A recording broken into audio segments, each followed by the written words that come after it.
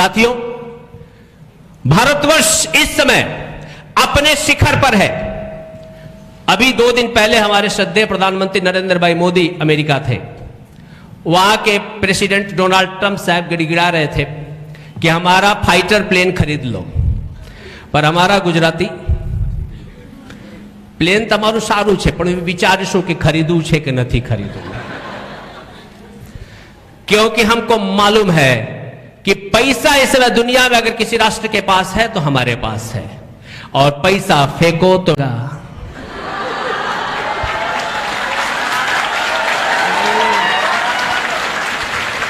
दुनिया में आज हम तीसरे नंबर पे सबसे ज्यादा फॉरेन रिजर्व्स रखे हुए हैं।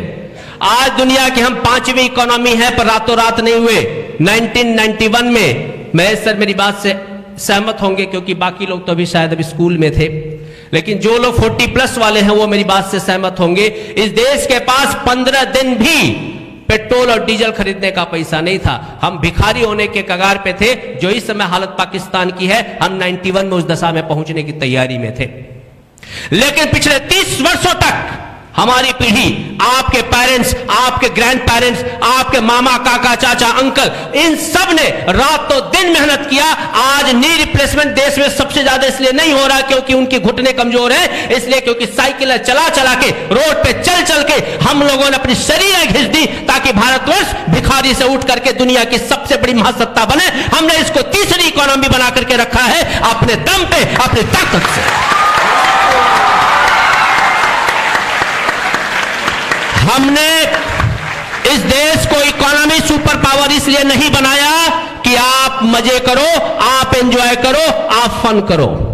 यह हमने सुपर पावर बनाने की दिशा में इसलिए चले हैं कि आने वाले समय में भारत दुनिया के शिखर पर चले और शिखर पर होकर दुनिया में शांति स्थापित करे। साथियों, आपके सामने दायित्व तो बहुत है। 1500 वर्षों तक हमने लड़ाइयां लड़ी हैं। 1500 वर्षों में दुनिया के अधिकतर देश लड़ाइयां हारे, उनकी सभ्यताएं समाप्त हो गई। हम लड़ते रहे, कटते रहे, हमारे शरीर के चिथड़े चिथड़े होते रहे, लेकिन हम लड़ इसलिए रहे थे ताकि भारतवर्ष जीवित रहे। हम लड़े 1500 वर्षों तक। हमारे पूर्वजों को धोखे से बंदी बनाकर 40-40 दिन तक तड़पा तड़पा कर मारा गया। मेरे छावा, ध्यान से सुनना। हमारे पूर्वजों को काटा गया ताकि आने वाली पीढ़ियां एक दिन इस राष्ट्र को इस स्तर पर लेकर के जाएं कि हम भारतवर्ष, भारतीय दुनिया को वापस शांति की पाठ पढ़ा पाए। साथियों, आपको पढ़ाई इसलिए नहीं करना कि पैसे कमा के वर्ल्ड टूर करें। आपको पढ़ाई इसलिए नहीं करना कि बड़े मकान बनाने हैं। आपको पढ़ाई इसलिए नहीं करना कि आपको लग्जरी कारें खरीदनी है। आपको पढ़ाई इसलिए करना है कि कोरोना के समय में जब दुनिया दवाओं के लिए जूझ रही थी, उस समय दुनिया के अनेकों देशों तक हमने दवा सप्लाई की। यही अमेरिका के प्रेसिडेंट डोनाल्ड ट्रंप रोज टीवी में आके बोलते थे, इंडिया से provide $650 azithromycin, otherwise we Americans will die.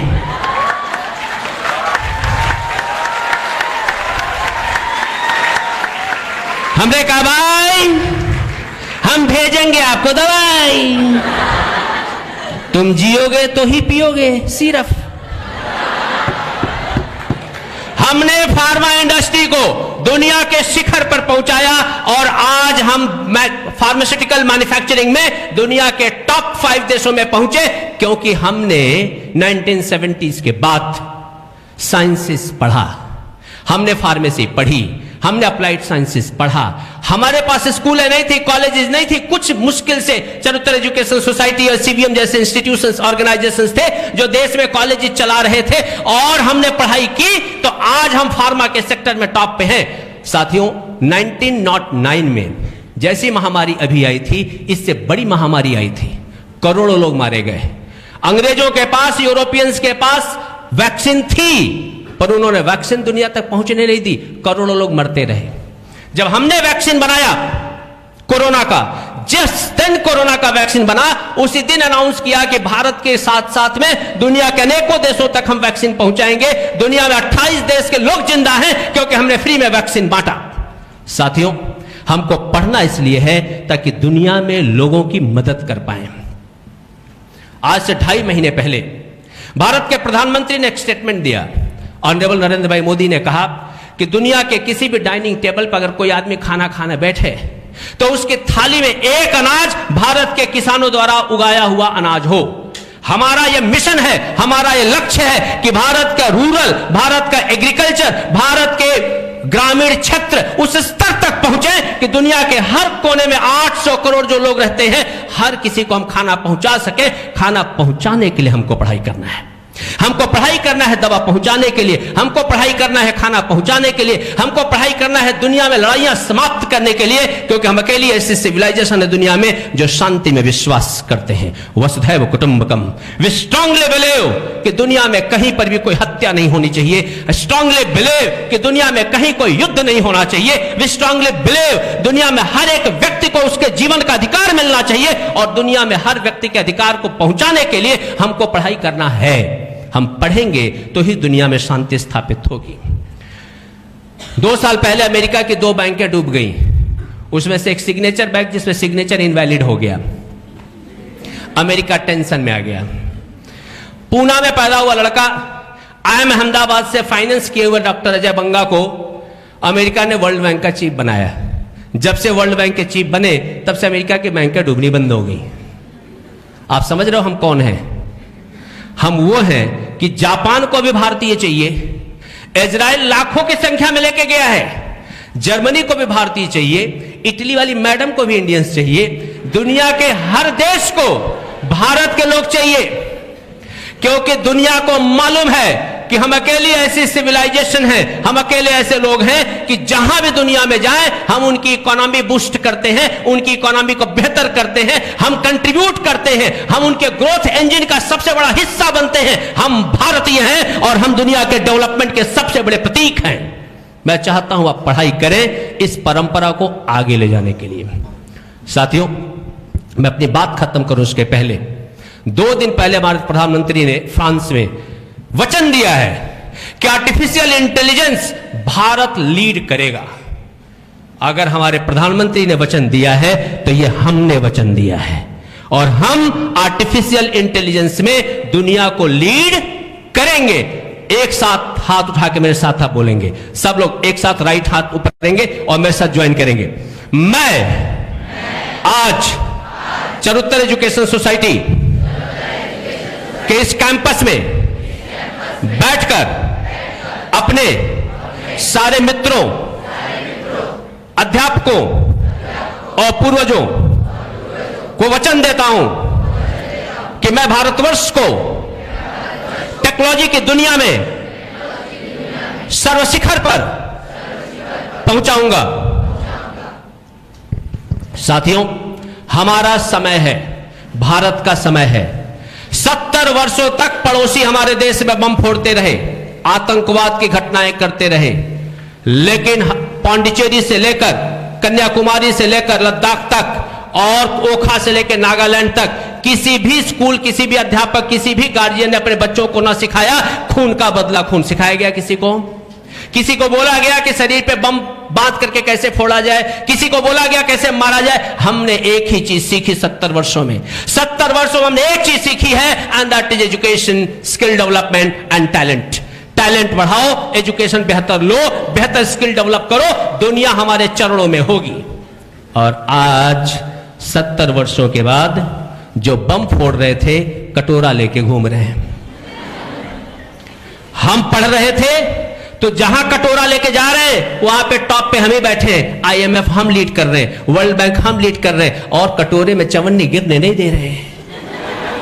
पढ़ोगे तो दुनिया आपके सामने नतमस्तक होगी, पढ़ाई करोगे तो दुनिया आपके सामने हाथ फैलाए बैठी होगी। आप पढ़ाई करोगे तो दुनिया भारतवर्ष को अपने ललाट पे तिलक के तौर पर देखेगी। अगर आप पढ़ाई करोगे तो भारतवर्ष अपने 1500 वर्षों का संघर्ष का सबसे बड़ा फ्रूट, अमृत प्राप्त करेगा। आपको पढ़ाई करना है, क्योंकि आपकी पढ़ाई के लिए, ये इकोसिस्टम डेवलप करने के लिए हमने अपना खून 1500 वर्षों तक बहाया है। आपके पास भोजन है, आपके पास कपड़े हैं, आपके पास किताबें हैं, आपके पास रिसोर्सेस हैं, आपके पास स्कूल है, आपके पास टीचर्स हैं। ये सारी सुविधाएं क्रिएट करते करते करते करते हमारे पूर्वज खप गए। आपके पास सुविधाएं पहुंचाई इसलिए दी गई हैं ताकि आप 5वें नंबर से 1 नंबर पर लेकर के आओ। मैं चाहता हूं कि आप सब लोग खूब मेहनत से पढ़ाई करें।